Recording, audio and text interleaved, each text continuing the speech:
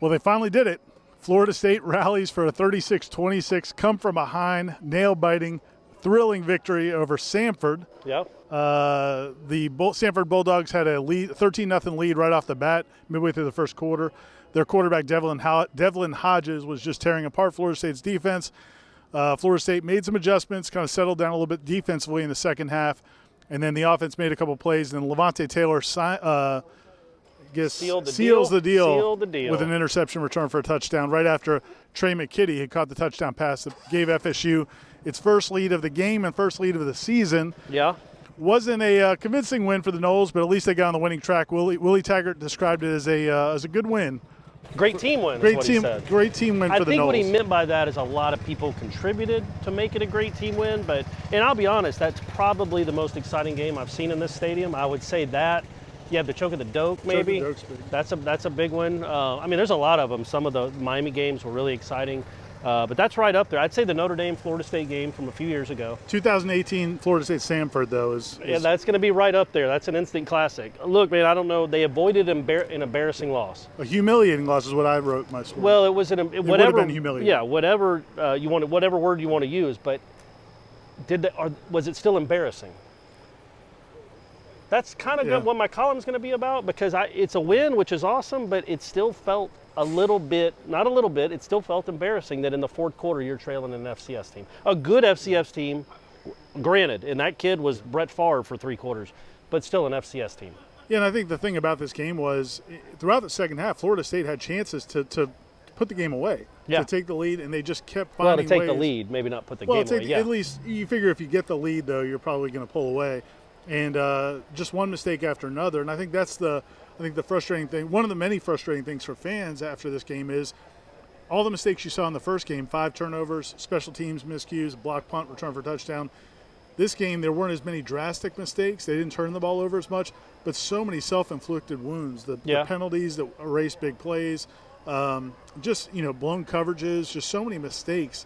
This team just seems like it can't get out of its own way through these first couple of games. Yeah, and that wasn't, I think I said this last week, everybody makes the comment about you improve the most from week 1 to week 2, game 1 to game 2. Well, this was a weird week, man. You had 4 days essentially to prepare against a good FCS team. It wasn't Charleston Southern, and it wasn't Northwestern State. I mean, Samford's a legitimate team with a legitimate coach and a terrific quarterback. That's a hard team to prepare for on 3 days, and it showed because they didn't seem prepared at all. In the second half, the defense was better. They made some plays. They got some breaks because of some bad throws by that kid who you take the good with the bad because he makes some outlandish throws. But, yeah, I think, I don't know if it's something you can build on or not. You felt a sense of relief, though the Florida State players said they felt a sense of relief. But I don't know if that instills confidence. We beat Samford, now we're ready to go for the ACC season. I don't know what you build on this game other than, hey, we're at least 1-1. Yeah, and they made a couple plays down the stretch when they needed to. And, again, they played hard. I don't think they played smart all the time, but they did play hard. There are some obviously glaring issues, though. The offensive line, again, continues to struggle. And now you've got more and more guys banged up. It just seems like every series there's a different offensive lineman going down, coming back out. They're playing guys on that offensive line now that you never would have expected before the season. So that's a big issue. And then Ricky Aguayo, a place kicker, came back, had a pretty good year last year, but it's been awful. He had chances to put them ahead in this game and missed them. Right now it just feels like he doesn't have any confidence going to kick. And I can tell you nobody in the press box or in the stands had confidence he was going to make that kick. I mean, you just didn't. You thought we were talking about it, maybe you got to go for it here, which you wouldn't. A 42-yard field goal gives you the lead, and you have an all-ACC caliber kicker. But you had no confidence at all that he was going to make that kick. Well, the good news for Florida State is they do have a full week now to prepare for Syracuse. It's going to be their first road trip. It's going to be their next ACC game after opening the season with the loss to Virginia Tech. Another chance to kind of try to smooth some of these things out that have been plaguing them. But there's been some more injury news. Kalen Laybourne had a dislocated kneecap, it sounds like. Yeah. Really gruesome-looking injury on a kickoff return. He's questionable for next week. He's not. He's done for the year, which is actually a real shame. He was going to be a big part of the game plan, and he'd waited a year, like you said, a year and a game to be a part of a game plan, and now his season's over. That's a really crushing blow for that kid. If you're looking for bright spots, there were a few. DeAndre Francois played a pretty good game. He threw for over 300 yards. I think he was good completion percentage. A lot of you could those. have just guesstimated there, 25 for 37. I remember something like that. what it was, but I forgot. Right. I forget. But he had a pretty good game. Tamorian Terry comes through. Everybody 2 big catches. We've been talking about had a couple of big touchdown catches. Trey McKitty comes through at the end. And then defensively, you got some turnovers. Last week, no turnovers. This week, I think they got 4 interceptions. Kyle Myers had a couple interceptions.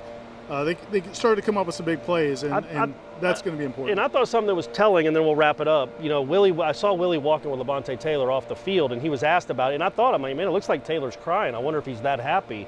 And that would have been weird, in my opinion, but maybe he was that happy because he made that play. And Willie said no, he was that upset with how they played.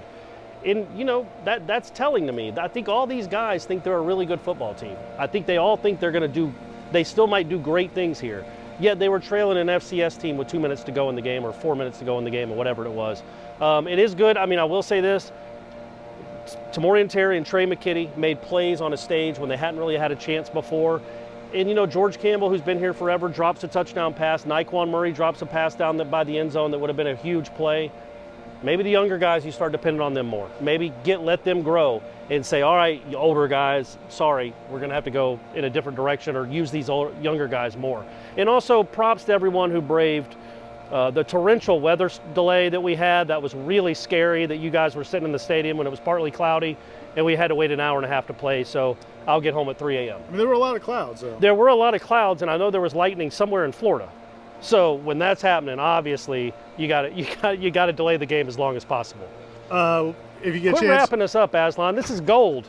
This is gold, man. Warchant.com will have coverage throughout the next couple of days of this game, looking back at this game, and then of course on Monday we'll get Willie Taggart looking ahead to the big Syracuse matchup. So stay connected to Warchant.com. We've got you covered for all of your Florida State needs.